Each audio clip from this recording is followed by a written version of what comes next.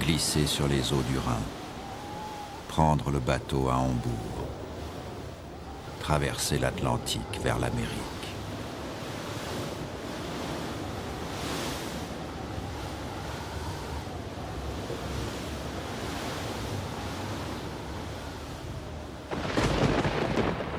Fuir le ghetto, partir vers le nouveau monde, croire en sa providence.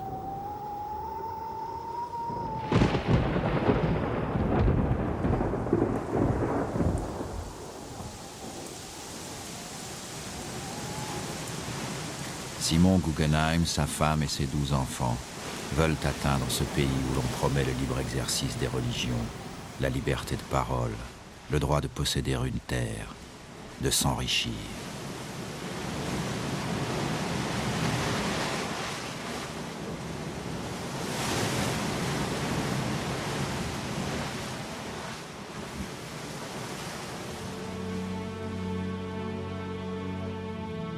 Simon mourra sur cette terre, où Meyer, son fils aîné, inscrira le nom des Guggenheim dans l'histoire de l'Amérique.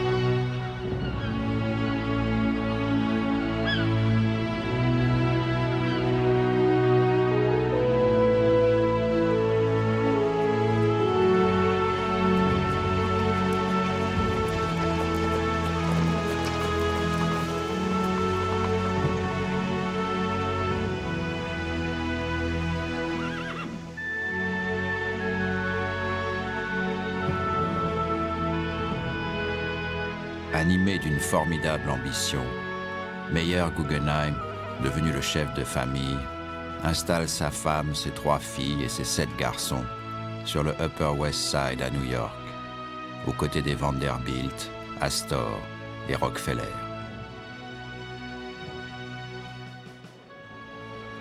En cette fin du 19e siècle, Manhattan préfigure l'empire des affaires. Ici, le talent et la réussite ouvrent toutes les portes. Travailleur infatigable, Meyer Guggenheim, le fils du petit tailleur juif de Lengnau, a bâti une puissante fortune.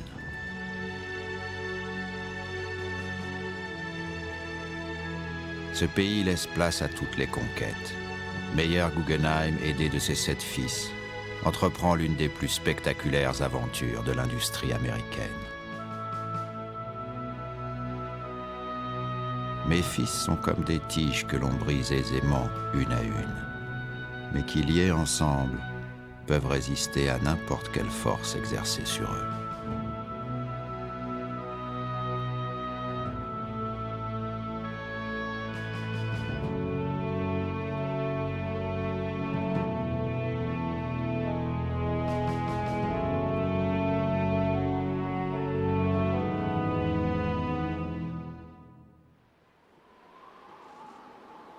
C'est là que tout a commencé. En prenant possession à l'ouest des nouveaux territoires, des hommes poursuivaient leur rêve de gloire. Des pionniers venaient de céder à Charles Graham, un épicier de Philadelphie, des mines qu'ils exploitaient non loin de Leadville dans le Colorado et qui ne leur avaient rapporté que de la sueur et des larmes. Les Guggenheim, depuis leur arrivée aux États-Unis, étaient d'honorables et profitables commerçants. Graham commerçait avec Meyer Guggenheim, qui, avec ses fils dans ces années 1870, colportait du cirage pour poêle à charbon, du café, des dentelles suisses à travers la Pennsylvanie. Ne pouvant lui régler ses créances, Charles Graham propose à Meyer Guggenheim de lui céder une part importante des concessions minières qu'il détient au cœur des montagnes du Colorado. Quand Meyer Guggenheim se rend à Leadville, il y trouve des mines inondées, improductives.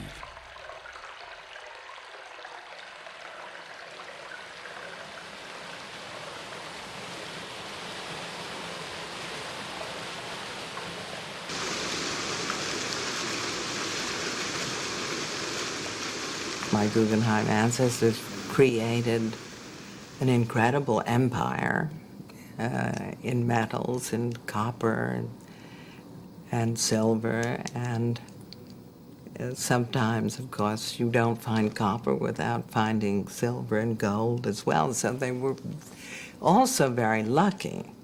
There's a wonderful word in English, serendipity, which means good luck with a certain amount of knowledge.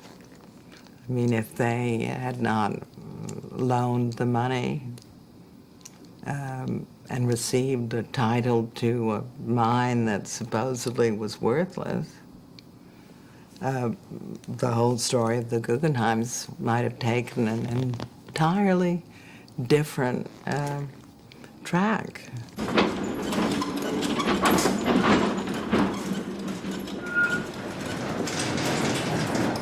Se lançant dans ce nouveau métier, Meyer Guggenheim fait drainer et assécher les mines. Il emprunte et investit toutes ses économies durement amassées depuis sa venue aux États-Unis, 30 ans auparavant.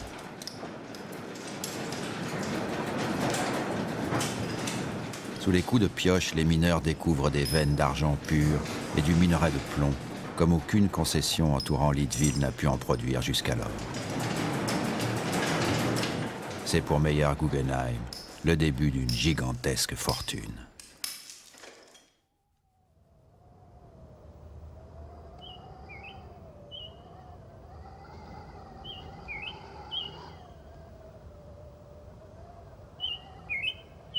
Dans ce monde créé ex nihilo, où la rugosité de la pierre se mesure à la force du travail, Meyer Guggenheim installe des fonderies à proximité des mines qu'il exploite. Ses fils, Simon et Benjamin, arrivent dans cette région inhospitalière pour aider au recrutement de la main-d'œuvre et l'organisation de la production.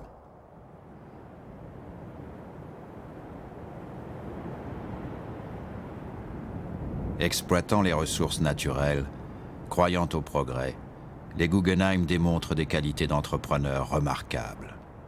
Ils contrôlent toute la chaîne de production, comme le font dans le même temps John Rockefeller dans l'extraction du pétrole ou Andrew Carnegie, maître des aciéries de Pittsburgh. C'est avec ces grands capitaines d'industrie que se mesurent Meyer et ses fils. Les appétits sont voraces. Ce sont les années d'un capitalisme inconsciemment cynique. Meyer Guggenheim veut violemment son Amérique.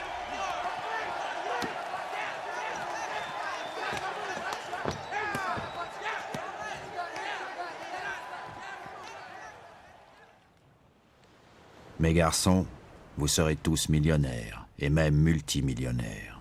C'est là un résultat que j'attendais depuis de nombreuses années. Gardez ces mots en tête. Il n'y aura qu'une seule entreprise de fonderie, et elle appartiendra au Guggenheim.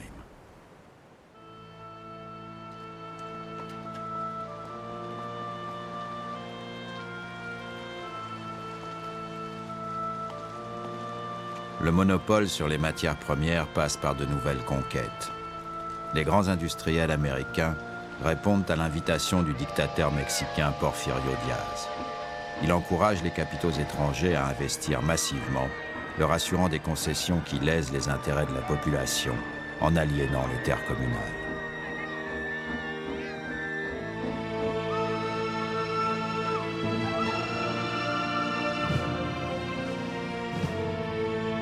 Le 12 décembre 1890, les Guggenheim signent en présence du dictateur la création de la grande fonderie nationale mexicaine. Solomon, l'un des fils de Meyer, a 30 ans. Intrépide, déterminé, courageux, il parcourt le pays pistolet en poche.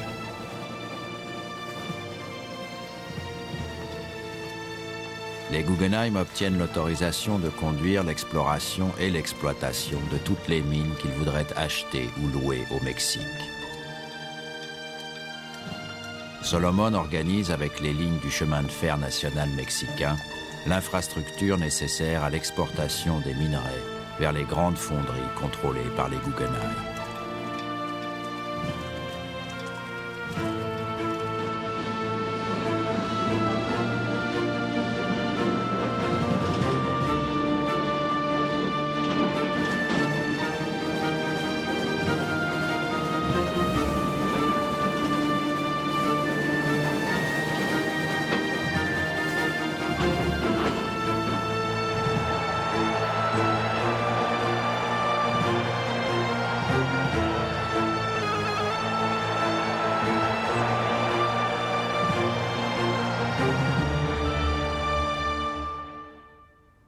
Meyer a conquis ce qu'il est venu chercher en Amérique. La liberté, la dignité, la fortune.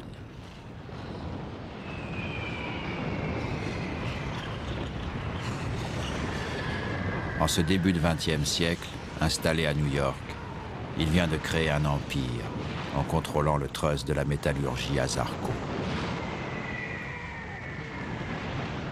Maintenant, mes fils ne doivent pas avoir d'autres ambitions que de diriger toutes les mines et toutes les fonderies sur le continent nord-américain.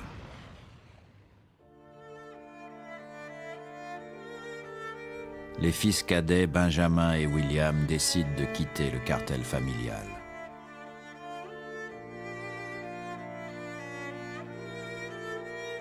Le monde est un endroit dangereux. Restez unis, mes fils, et le monde vous appartiendra. Séparez-vous, et vous perdrez tout.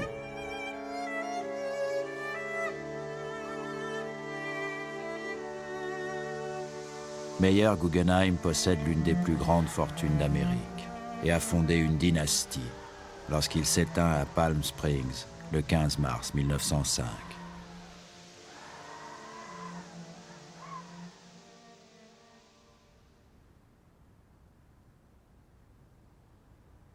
Daniel Guggenheim, le plus doué d'entre eux, succède à son père et se lance alors un incroyable défi.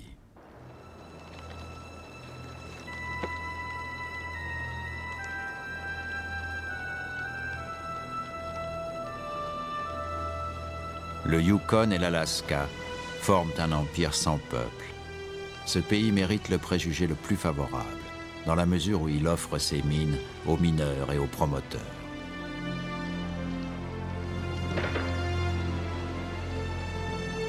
Nous voulons pénétrer à l'intérieur des terres, y construire des chemins de fer, des fonderies et des villes minières. Nous voulons amener des hommes peupler ce pays et faire pour lui ce que les premiers bâtisseurs américains des chemins de fer ont fait pour le Grand Ouest.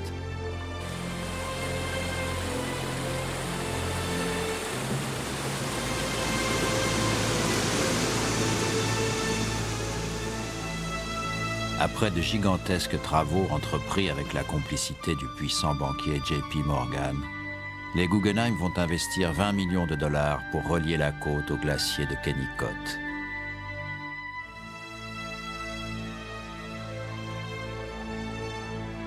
Les gisements de cuivre de l'Alaska sont immenses. La mine de Kennecott est mise en exploitation en 1911.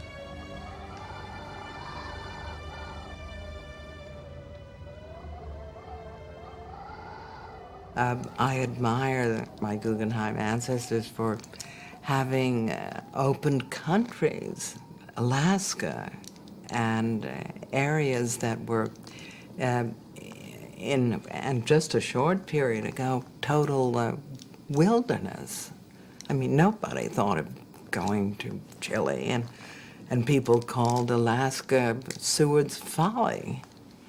But the Guggenheims didn't think so. God bless my ancestors.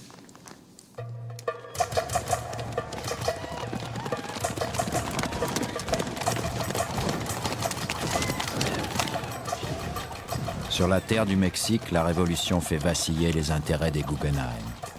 Le dictateur Diaz s'est enfui. L'autorité appartient aux chefs des bandes du Nord, Venustiano Carranza, Álvaro Obregón, Pancho Villa. Il faut choisir son camp.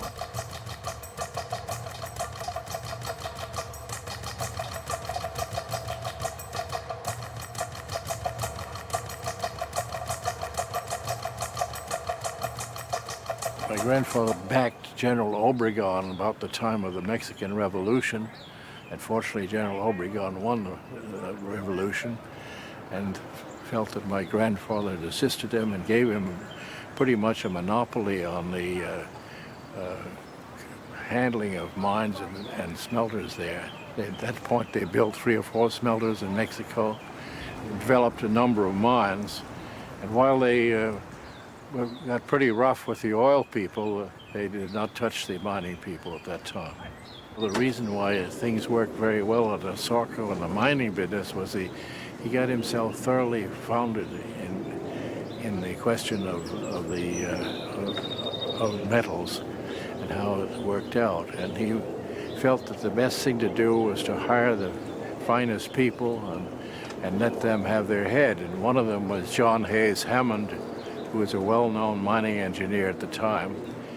He was paid $250,000 a year, which was fantastic for that period, and was also given a piece of the action, so to speak. Simon Guggenheim souscrit au principe de sa famille. La prospérité nécessite des talents. Il apporte son soutien financier à la création d'une école d'ingénieurs des mines à Denver, dans l'État du Colorado, qui sert ses ambitions politiques.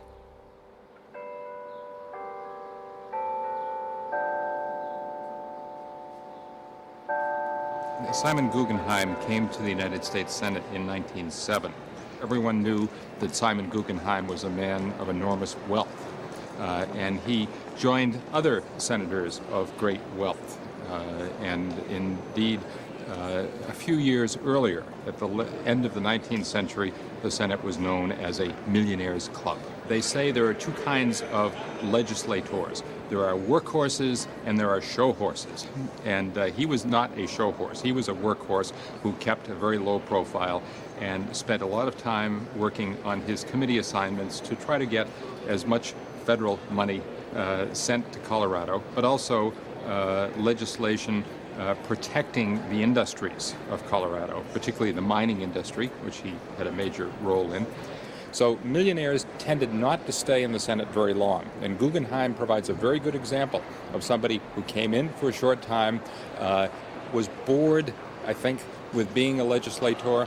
I mean, there's a whole different personality type from being a captain of industry and being somebody who sits and studies and votes and receives letters from constituents.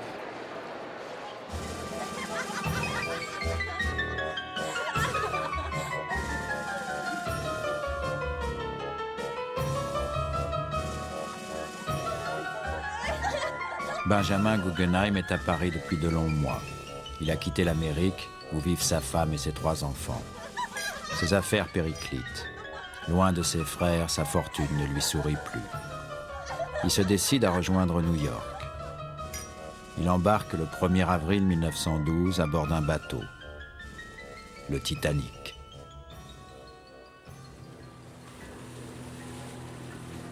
When he learned that the ship was going down, Benjamin turned to his valet, and he asked his valet to help him change into white tie and tails.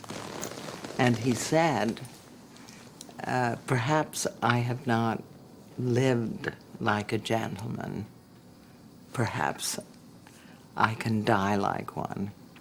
And he was last seen on the bridge of the Titanic, as the Titanic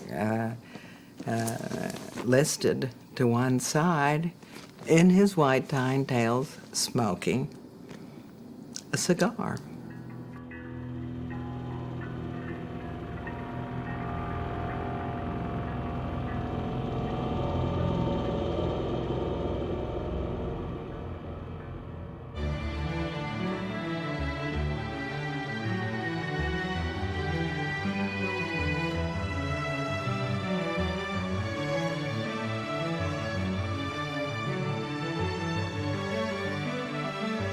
Harry Guggenheim a vécu la fulgurante ascension de sa famille, la réussite exceptionnelle de son père Daniel et de ses oncles. Ils viennent de faire l'acquisition des mines de Chuquicamata au milieu des Andes chiliennes. À son retour de Cambridge, tout prédestine Harry à leur succéder dans les affaires.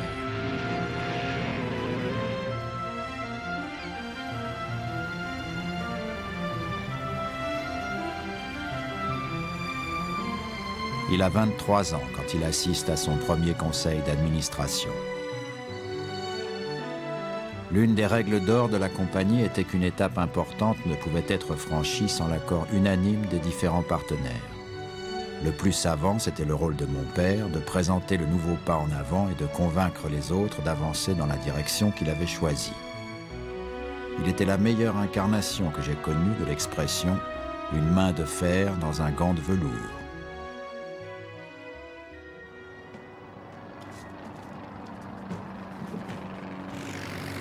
Harry Guggenheim se découvre une passion, voler, ce désir immémorial de l'homme de s'élever dans les airs. Il est exalté par cette nouvelle compétition. Il pense que le nouveau monde est par nature celui des merveilleuses réalisations, celui de la vie future. Alors qu'il apprend à piloter, de sinistres événements s'annoncent.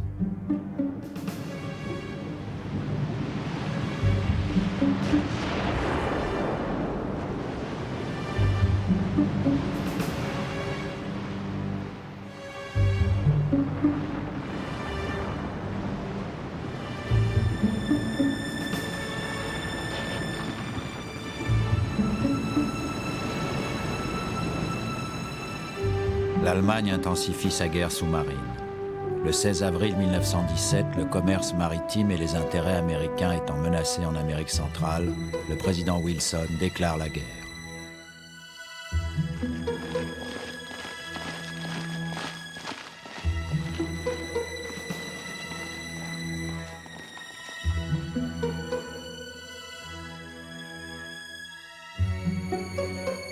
La famille Guggenheim est mobilisée.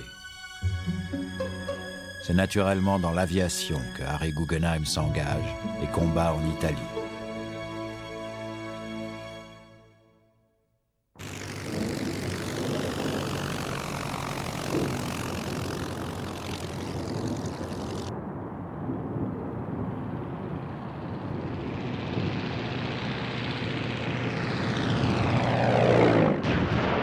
Cette guerre mécanique, une sauvagerie inégalée, conduite par des nations qui se posent en modèle de civilisation, mobilise toute l'économie américaine.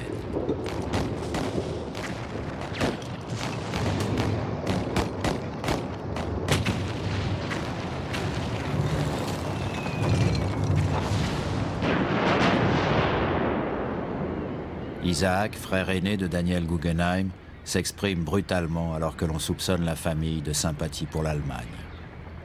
Je verrai les choses ainsi. Plus la guerre en Europe durera, mieux nous nous porterons. En peu de temps, les conflits à l'étranger feront des États-Unis le centre financier du monde. Et nous sommes ainsi certains de devenir une nation créditrice plutôt qu'une nation débitrice.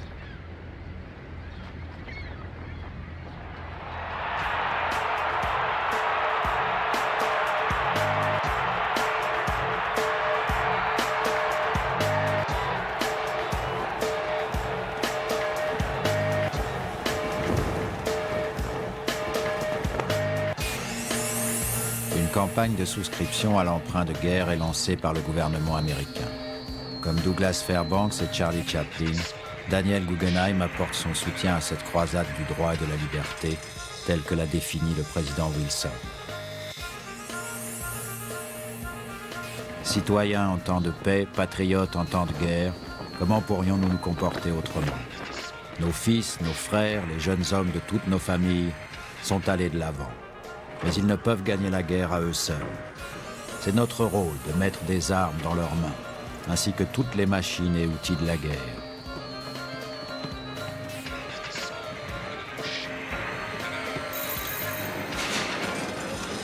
Les Guggenheim contrôlent alors 80% de l'argent, du cuivre et du plomb dans le monde et peuvent fixer le prix des matières premières. The strikes begun over a wage issue. They wanted a 15% increase. They wanted it across the board. These were workers that were making $1.60 a day for probably 10 to 12 hours of work. They had tried to get a wage increase a couple of months earlier, and the Guggenheims came up with the plan of a bonus system where if a worker would work 28 days in a row without taking a break, they got the bonus, they got the raise. Now this was in the foundry. It's some of the hardest, hottest, worst conditions you're going to have. And these were workers who had the very least in their own lives. They were Hungarians, Slavic. The newest immigrants always got the worst jobs, and these were the worst jobs. So, usually, it's a very passionate time. People are upset. This is their livelihood. This is their future. Things happen. Rocks get thrown, shots get fired, people die. It happened an awful lot.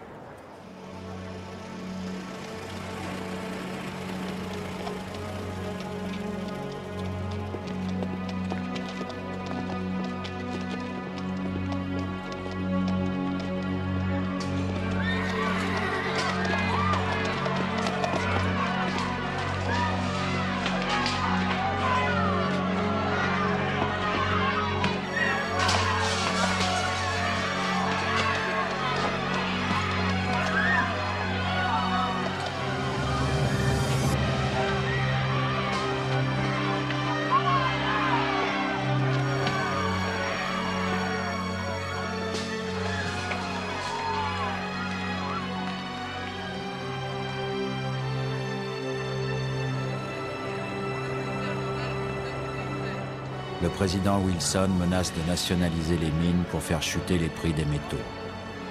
Les syndicats se mobilisent. À leur tête, Samuel Gompers. So Gompers invites, there's something like 150 labor representatives and 50 representatives of capital, including John D. Rockefeller, including Daniel Guggenheim. And they're all there actually to listen to some representatives from the British labor movement talk about England's experience and how to avoid the pitfalls that they encountered. And after this, Gompers sort of invites Rockefeller and Guggenheim and other capitalists in the audience to speak, which apparently surprised them. They didn't expect to speak. And I guess Guggenheim sort of has this revelation that, gee, maybe we can work together. And then Gompers says something like, oh, Mr. Guggenheim has a new lease on life. So it's sort of like this moment where, they've been enemies, they've been working at each other's throats, but now, under the conditions of war, they have to work together. Je crois en la démocratisation de l'industrie. Bien sûr, nul ne saurait être excessivement heureux lorsqu'il prend conscience de la condition des travailleurs. Nous devons veiller à ce que les travailleurs obtiennent non seulement un salaire suffisant, mais aussi quelques-uns des conforts et luxes de l'existence.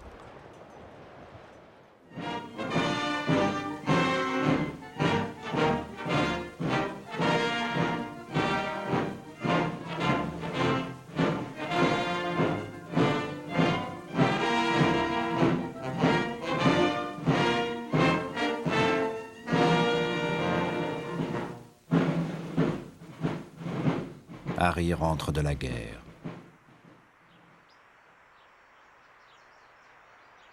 Daniel Guggenheim, installé dans sa résidence de Hampstead House, quitte progressivement les affaires.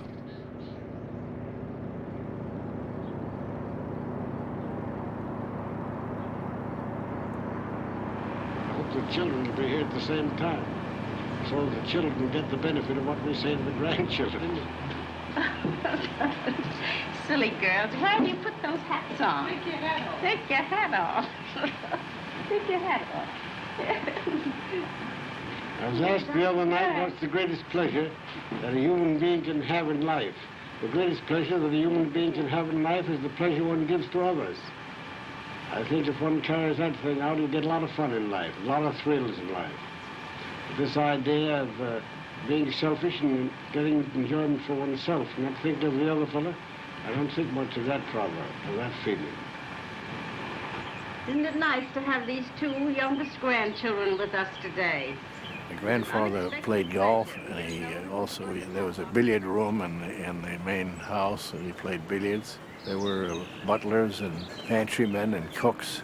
They had chicken houses and pheasant cages and cow barns, and they raised Dexter cattle and Guernsey cattle, produced their own milk. And as a matter of fact, my grandfather very often said to people, "Which would you have, champagne or milk? It costs the same." About 8 months of the year was spent at Hempstead House. The rest of the time they stayed in the Ritz Hotel in New York. They had apartments in there. Well, the way my grandfather got to Wall Street when he lived at Hempstead House, the car picked him up in the morning, and his valet was with him. He got in the car in his bathrobe and slippers and pajamas and went down to the dock and boarded his private yacht, the Firenze, at which point he was shaved and showered and then had breakfast there served by the steward. When he reached Wall Street, he then got out of the boat and went up to 120 Broadway, where the offices were on the 34th and 35th floor. Isaac Guggenheim vient de mourir quand en mars 1923, ses frères Daniel, Solomon, Simon et Murray se décident à céder des participations dans les mines de Chuquicamata au Chili. À l'époque, c'est l'une des plus grandes transactions jamais réalisées. Elle rapporte aux frères Guggenheim 70 millions de dollars. Murray, homme réservé, presque timide, est dorénavant le gestionnaire du patrimoine familial. Il tentera d'éviter tous les périls.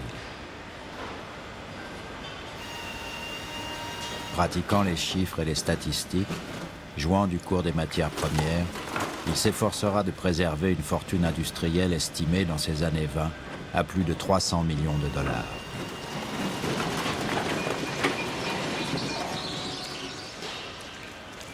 Le temps des grands entrepreneurs que furent les Guggenheim est révolu. Vient à présent le temps des grands mécènes.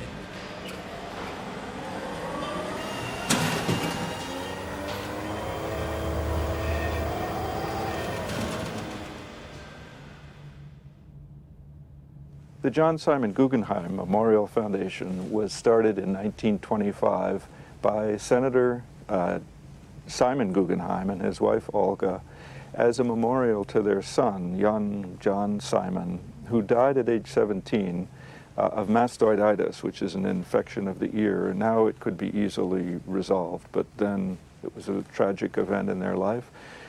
He was just about to go to Harvard. And they decided, as a memorial to him, to start a fellowship which would enable artists, scholars, scientists to carry on the kind of life that he was denied since he died so young. So in the 75 years since they started the foundation, with the then large amount of money, $3 million, it doesn't seem like a lot now, but in 1925 that was a very, very grand bequest.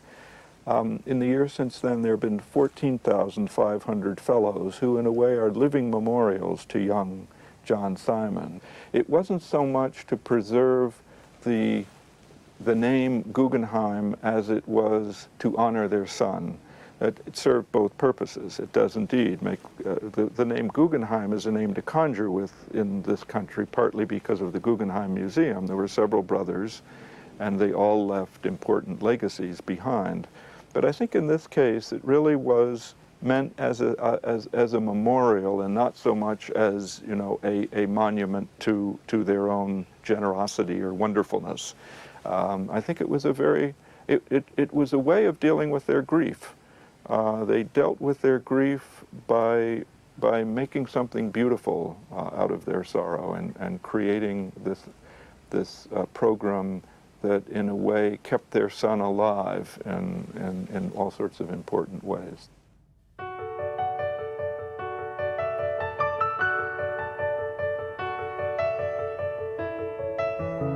Les carences de santé publique laissent les plus démunis dans une grande détresse. Murray Guggenheim crée une clinique pour venir en aide aux enfants des quartiers pauvres de New York. Chaque jour, plus de 300 enfants reçoivent gratuitement des soins.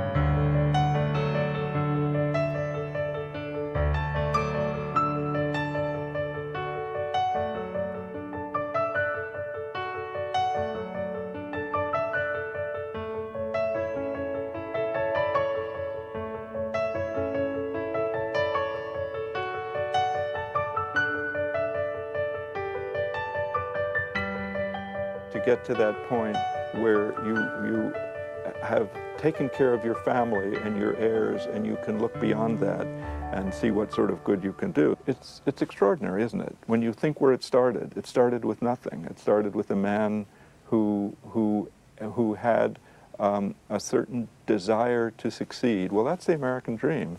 And this is the American dream in spades. I can't think of any more clear embodiment of it. And not just this foundation, I'm talking about the whole family. It was an extraordinary family.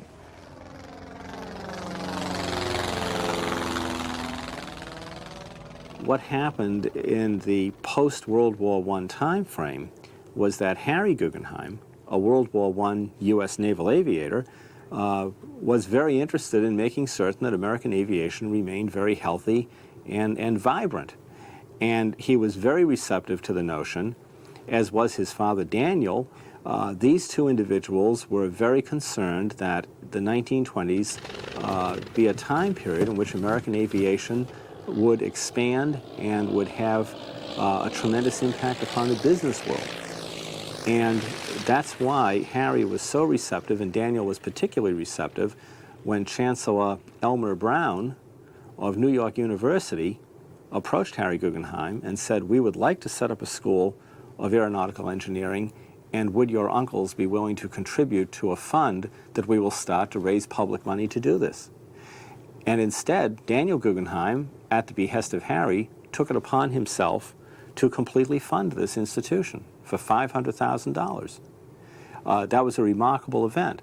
What is interesting is they did that in 1925, but even as they were doing it, they had their sights on a larger fund that would go out and then make larger grants across the country. They thought that perhaps if the reception to this New York University grant was worthwhile, they could expand beyond it. Je suis un vieil homme qui a sa vie de labeur derrière lui.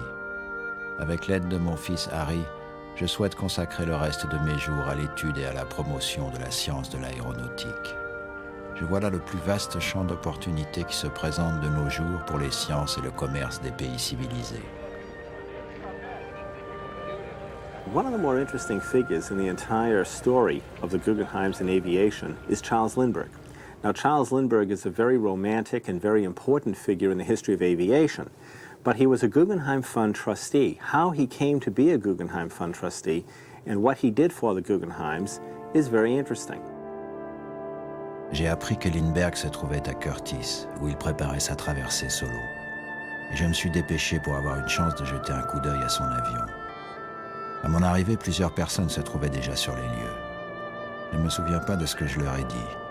Je me souviens simplement que quand j'ai vu l'intérieur de l'avion, mon cœur a chaviré. J'ai regardé là-dedans et je me suis dit, ce type ne réussira jamais, il est condamné.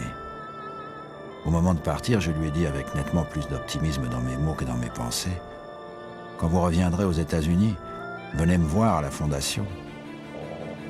Je n'ai jamais songé qu'il puisse réussir. Et pourtant, il l'a fait.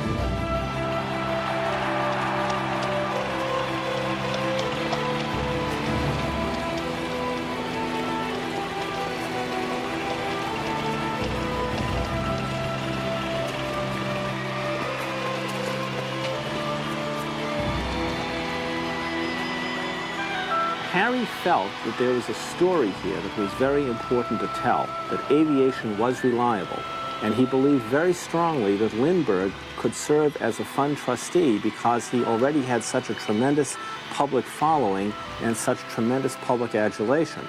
And he thought that Lindbergh could perhaps fly around the country, expose the American people to his airplane, because after all, this is the era before television.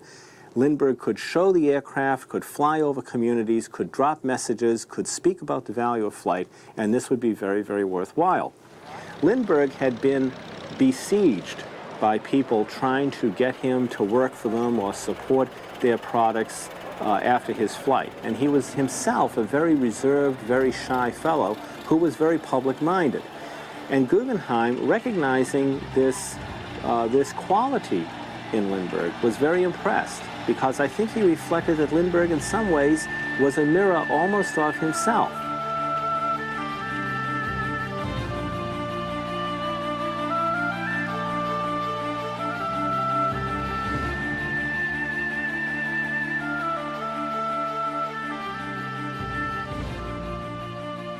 The object of this competition has been to stimulate the production of an airplane that can be operated with the ease and safety comparable to that of operating a motor car. The plane that will qualify and perhaps win this competition will have some extraordinary safety characteristics.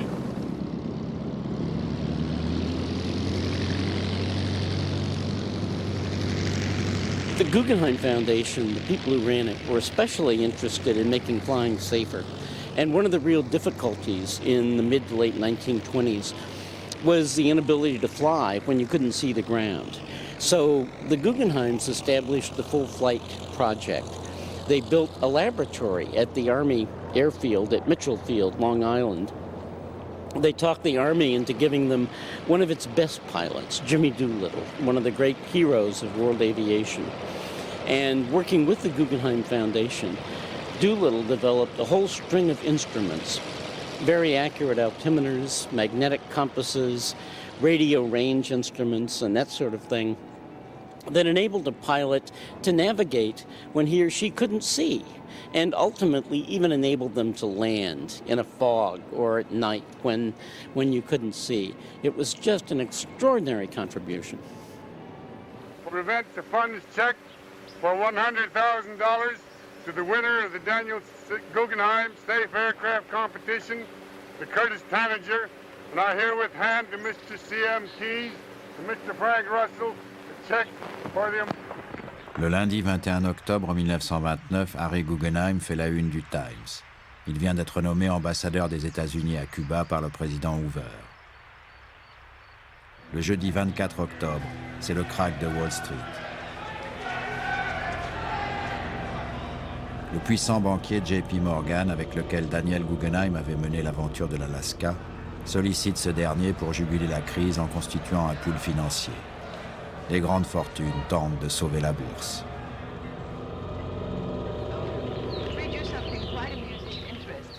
All right.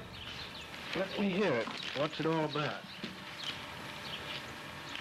One Sunday morning, Harry Guggenheim and his wife were having breakfast with Lindbergh, and they were reading the Sunday papers, and they read about Goddard's rocketry experiments. And Harry Guggenheim said to Charles Lindbergh, "Do you think that there's any value here?" And Lindbergh said, "Well, you know, there might possibly be some value from aviation safety. I'll fly up and meet this guy and see what happens." And that's a tribute to both men, that they would just pick up a newspaper article and decide to act upon it. And so Lindbergh flies up, he meets Goddard, and he's very, extremely indeed impressed with what Goddard has to say. Goddard seems to understand the technology of rocketry very well, the requirements of rocketry. He doesn't seem to be, in any sense of the word, just a mere enthusiast or something. And so Lindbergh decides to fly Goddard around to major technology development organizations that have experience with combustion, high temperature materials, things of this sort. And everywhere they go, it's clear that these companies don't have any faith in rocketry and don't really understand what Goddard's about. But Lindbergh reports back to Daniel Guggenheim, who's only weeks away from his own death at that point, and says, there's a core of an idea here. This man deserves some support. And so Daniel Guggenheim makes the first of a series of grants that will eventually run into the hundreds of thousands of dollars to support Robert Goddard's work.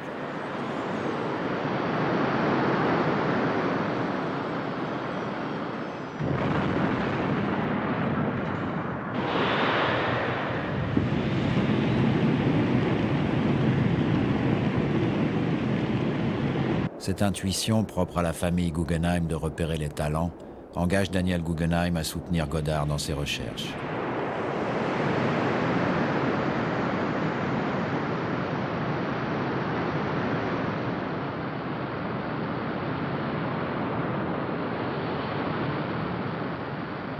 Today, it is impossible anywhere in the world to develop a rocket engine or a rocket concept of any sort without infringing on one or more of the Goddard patents, which Goddard donated to the United States.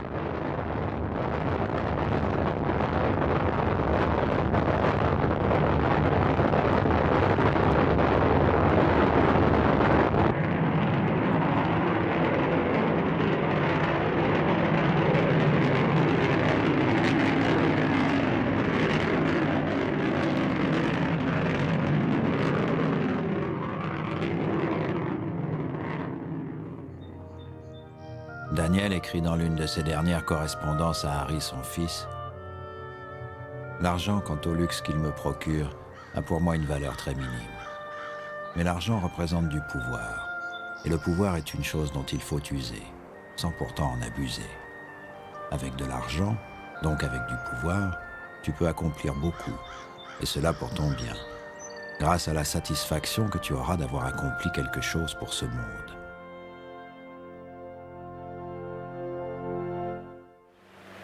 Es sumamente grato para mí poder hablar directamente al pueblo de los Estados Unidos de lo que ha podido hacer el pueblo cubano, auxiliado por aquel gran pueblo que le ayudó a hacer su independencia. The following is a translation of the President's message to you. It gives me great pleasure to take this opportunity to say a word directly to the people of the United States of what the Cubans have done since the time when the Americans came so generously to help them to liberty. En ce début des années 30, Harry Guggenheim représente la diplomatie américaine à Cuba auprès du dictateur Gerardo Machado, alors que la Grande Dépression frappe l'Amérique. We have recently built a great central highway.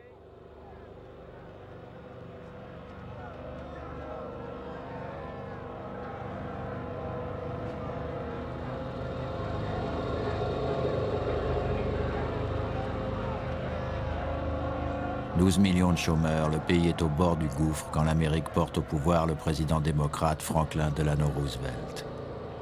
Prenant des accents de guerre pour combattre la crise, Roosevelt galvanise la nation.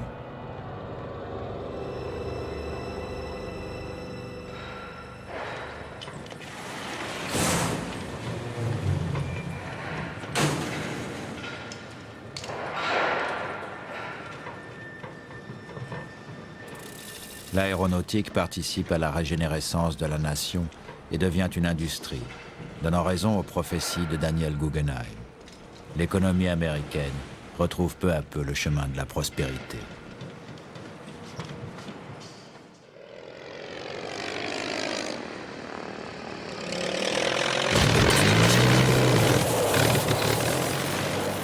À la fin des années 30, Harry Guggenheim rencontre Alicia Patterson.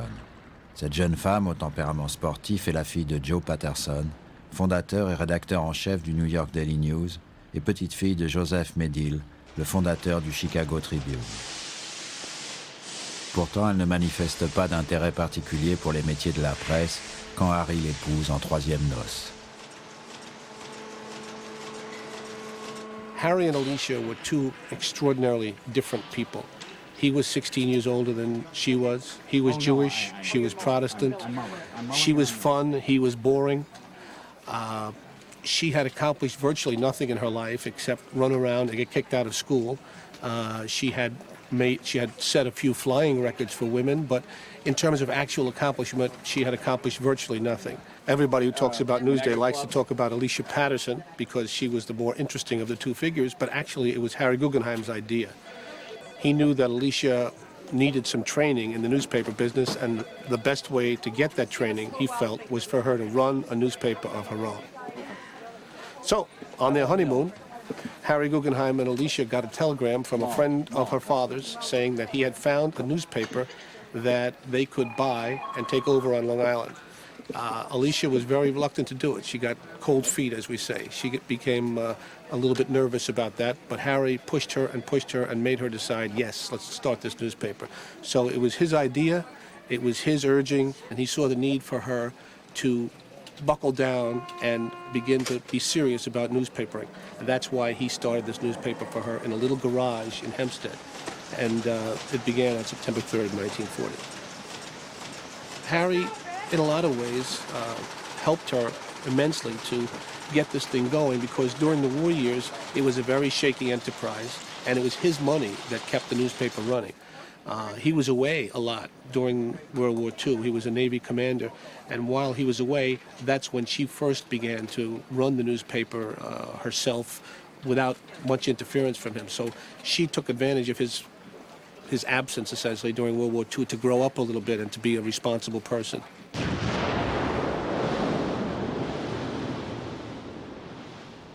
Harry Guggenheim combat en 1945 dans le Pacifique à Okinawa. Durant les années de guerre qui plongent le monde dans le désarroi, disparaissent ses oncles Murray, Simon et William.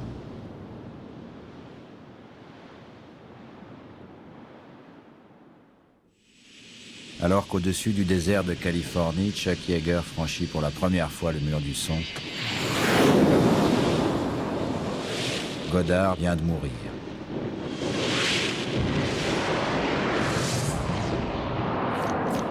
Harry, en avril 1948, rend hommage aux pionniers de l'espace, soutenus depuis toujours par la fondation Daniel Guggenheim. En cette fin des années 40, Solomon est le dernier des frères Guggenheim encore en vie. I think all the brothers felt very indebted to this country for the success that they had enjoyed, and felt it was important to pay back in some way for that experience. And in the case of my grandfather, my grandmother introduced him to the Baroness Hiller-Rebbe and to do his portrait. And during that procedure, which took quite a while, she, of course, chatted with him and convinced him that non-objective art was a nice thing for him to think about in contrast to the business life that he'd led, and that perhaps he should have a new interest at this stage of in his life. She, over a period of time, convinced him that he should build a museum to house the works of art that they acquired. And so it was a very easy thing for my grandfather to slide into that area of philanthropy. I believe it is of historical importance for the history of our foundation that we should have your picture, your voice, and the charm of your personality recorded. I have always been a collector of paintings. Comme le veut la tradition chez les Guggenheim, Solomon confie la réalisation du futur musée qui doit abriter ses collections au plus talentueux des architectes, Frank Lloyd Wright.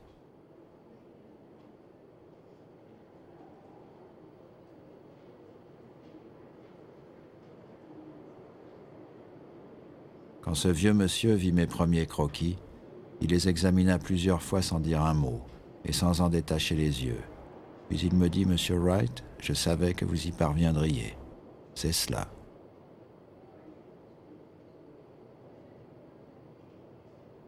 Solomon Guggenheim fut le seul millionnaire américain que j'ai rencontré qui mourut en regardant l'avenir en face. 79th run for the Roses is just about set to go. A press on the button by starter Ruby White will send them off and running. And they're off. 11 3-year-olds. Harry Guggenheim possède l'un des plus beaux élevages de pur sang des États-Unis quand il engage son cheval Dark Star dans le Kentucky Derby en 1953. Dark Star, winner of the Derby trial, is fifth choice of the bettors at 25-1, but his star is rising today. Eric Guerin, up on Native Dancer, makes his move at the top of the stretch, overtaking correspondent number 3 and setting his sights on the front-running Dark Star. Is this the end of the victory trail for Native Dancer, or can he make up for lost time? Here's the finish in slow motion and a thriller. The dancer, under solid whipping for the first time in his career, closes the gap with every stride. And jockey Henry Moreno on Dark Star knows he's got a race on his hands. It's going to be close. It's a heartbreaker for Native Dancer. He gave it a try, but loses by a head to Dark Star, leader all the way, paying his backers handsomely for their support. A $90,000 thoroughbred receives a well-deserved pat from his jockey. Dark Star was a blazing comet today. From the beginning, Alicia was the person who ran the newspaper. Harry was the money man. He was the one who gave her advice about how not to spend too much money. She was the one who had the imagination. She was the one who knew how to be a reporter, who knew how to be a newspaper woman, and start a newspaper. So they were a good team in that sense. Their skills sort of meshed very well together. They had some problems later on. When her father died, the father left her some money. And with that money, she wanted to buy a share of the newspaper. She didn't own any part of this newspaper at all at first. And she asked Harry to sell her a share in the newspaper, but he only would sell her 49%. And he kept 51% for himself always. And that 2% made a big difference because they were always arguing about politics. He was extremely conservative and she was extremely liberal. In the 1950s, she had supported Dwight Eisenhower for President of the United States, but then her friend Adlai Stevenson, who was the governor of Illinois, decided to run for president himself. So she was on the horns of a tremendous dilemma. She couldn't back off from her support of Eisenhower because she had made a big deal about that. On the other hand, she couldn't come out against her friend Adlai Stevenson because he was a very close friend of hers. So she ultimately ended up writing a series of editorials that sort of tiptoed down the middle. She said, you know, we need a Republican president, but if the people want a Democrat, Adlai Stevenson will be a perfect Democratic president. To the people. Adlai Stevenson of Illinois, the Democratic candidate for President of the United States. Then, in 1956, she surprised her husband by coming out and endorsing Adlai Stevenson, and he was furious because he had told all of his Republican friends that he planned that she was going to endorse Eisenhower for a second term. So when she endorsed Stevenson, it totally surprised him and embarrassed and humiliated him. So at that point, he started to try and control the paper that much more. It got so bad that she actually wrote a letter of resignation in 1957 saying that she was quitting the newspaper. And somehow she managed to stay, but it was a very big time of stress between them.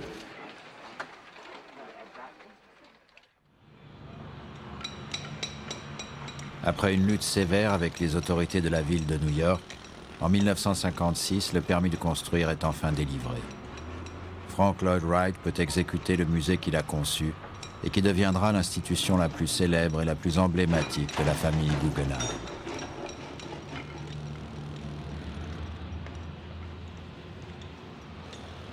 Solomon avait tenu à ce que la présidence de sa fondation revienne à son neveu Harry. Aucun des initiateurs de ce projet, le donateur, l'inspiratrice, l'architecte, ne le verront achevé pour son inauguration le 21 octobre 1959.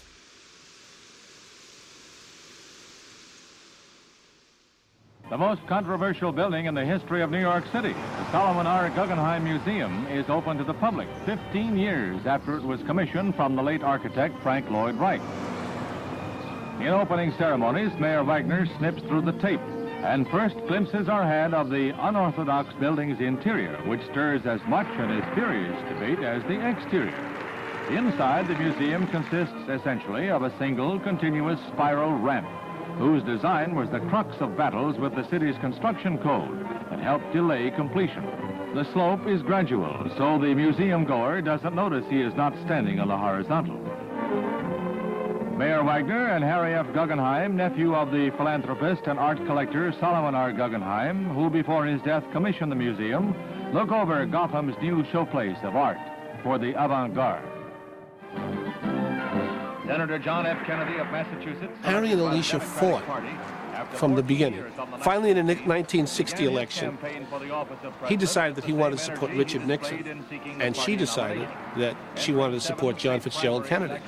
So all throughout the campaign, the editorial page would reflect her decision. Newsday's official editorial position was to support John Kennedy, but she allowed him to have a column on the opposite page saying, I support Richard Nixon. So this happened through the whole campaign. This is called journalism by schizophrenia. It's totally crazy. So Harry and Alicia fought from the beginning of this newspaper, from 1940 until she died in 1963. They always fought. So that's a quarter of a century of struggling back and forth over the newspaper. Since its first issue in 1940, Newsday has been an independent, alert, and hard-hitting newspaper. It has grown in influence and in readers. Much of the credit for Newsday's success must go to the energy, ability, and personality of my late wife, Alicia Patterson. Working together, we built a staff able to produce a good newspaper. Harry had to take over himself, and he didn't know the first thing about how to be a newspaper man. He didn't like newspaper people particularly. He thought that they were not very trustworthy. So he looked around for somebody who could run the place for him, somebody who had a high profile. And the person he settled upon was Bill Moyers, who was the press secretary to Lyndon Johnson. What Harry didn't understand was that Bill Moyers and Lyndon Johnson had begun to argue with each other about the Vietnam War. And so that's why Bill Moyers was available to become the publisher of Newsday. So starting in 1967, Bill Moyers became the publisher of Newsday, and Harry just let him run the place. I am leaving for the very stated reason that I expressed, and that is I feel it's in the best interest of my family at this time, after 7 long and exciting and meaningful years, to spend some time in public life. Harry Guggenheim became ill, and he gave me the power of attorney to handle matters for him. He obviously took a great interest in what would happen after he died, and there was quite a lot of elaborate preparation in his will, which he altered from time to time. He owned, as you know, a newspaper in Long Island called Newsday, and he was very anxious to have that carry on after he died. And he picked a fellow by the name of Bill Moyers, who had been press secretary to President Johnson, to be the publisher. And one day I was at home on a Saturday, in bed actually, and Harry called me from Florida. And he said, Peter, I want you to come down here. And I did. And he said, now, look at this. And he showed me editorials in the newspaper with which he disagreed very strongly. And he said, I'm embarrassed to have my name on the masthead. It does not represent my views. And I'm going to sell the newspaper. And I'm going to ask you to help me do that. And so over a period of time, we sold the paper to the Times-Mirror in Los Angeles. You know, after he brought me onto the board of the Guggenheim, it led to his having confidence in me in other ways. And one thing led to another. We became very close. And he had 3 daughters. And in those days, if daughters didn't measure up, why, they didn't sort of take on their business responsibilities. And he had grandsons who were sort of not business-oriented. And so it was most unusual that he would decide that I should carry on.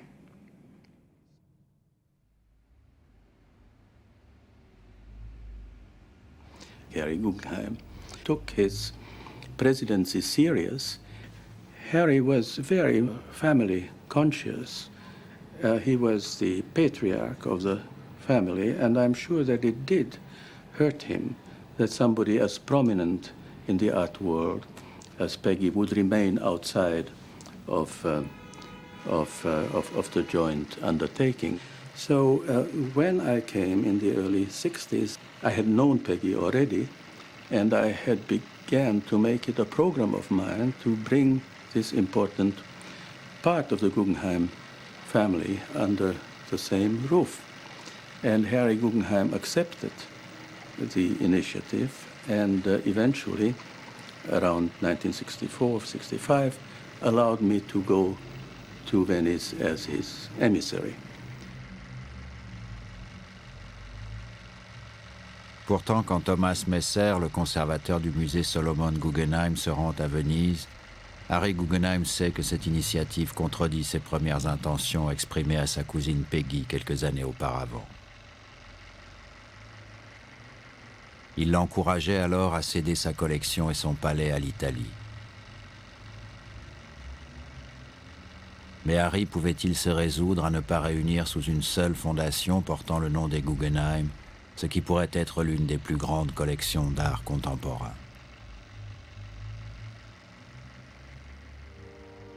Peggy was the daughter of the founder's brother of Benjamin, who perished in the Titanic accident.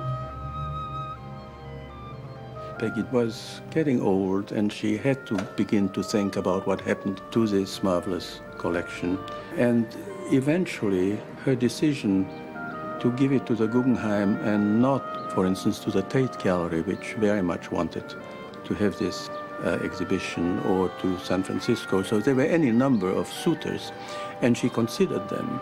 And it was by no means certain during the courtship that we would be, in the end, the victorious party. But I think in the end it was, again, family considerations that made Peggy decide in favor of the Solomon Guggenheim Foundation.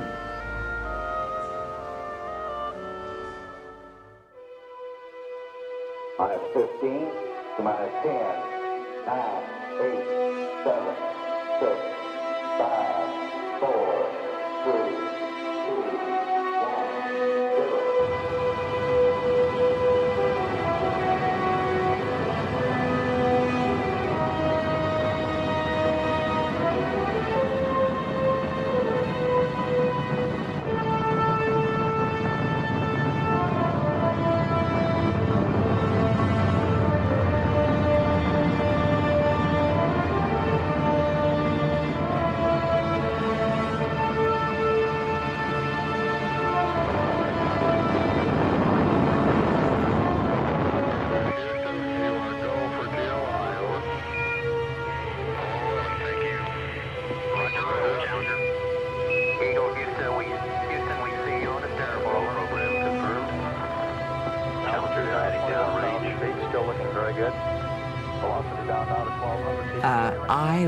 At that time, was working at Canidas. I was looking for the Temple of Aphrodite. For us, at that time, it was early Sunday morning.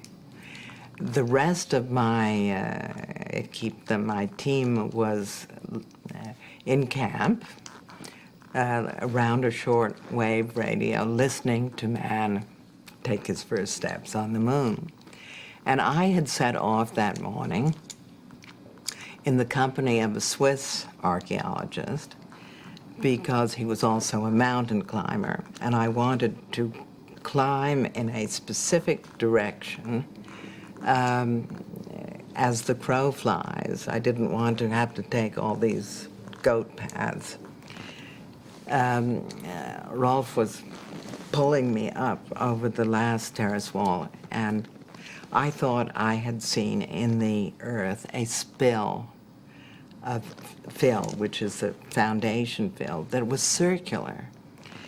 And I had a theory that the Temple of Aphrodite was circular. And scholars and archaeologists had searched for this temple for over 250 years. Forward, forward. That's 20 feet down, 2.5. Picking up some dust. 4 forward. 4 forward, drifting to the right a little. That's 8. Contact light. Okay, engine stop. We copy you down, Eagle. Tranquility Base here. The Eagle has landed. And we're getting a picture on the TV. Okay, Neil, we can see you coming down the ladder now. Okay, I just checked. Roger, we can see you. Pretty good little jump.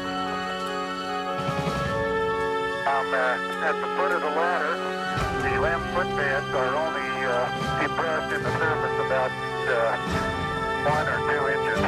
Although the surface appears to be very, very fine-grained as you get close to it. It's almost like a powder. Ground man is very funny. That's one small step for man, one giant leap for mankind. That's one small step for man, one giant leap for mankind.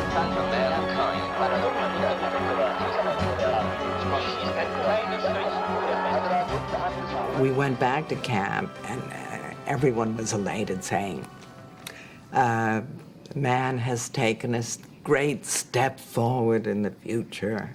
And I said, and I've taken a great step backwards in antiquity.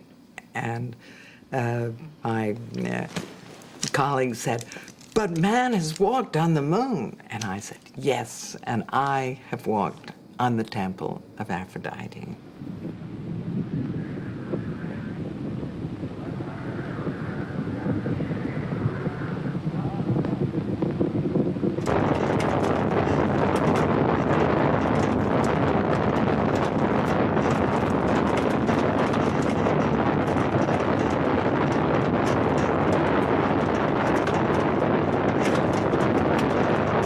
President Richard Nixon, who had talked with the astronauts by telephone while they were on the moon, was waiting aboard the recovery carrier to welcome the returning voyagers.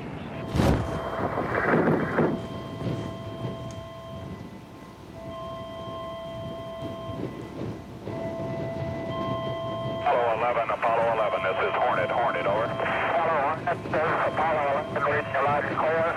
Our position 1330, 6915. Now, the coincidence is that the rocket that put man on the moon, the day and almost the hour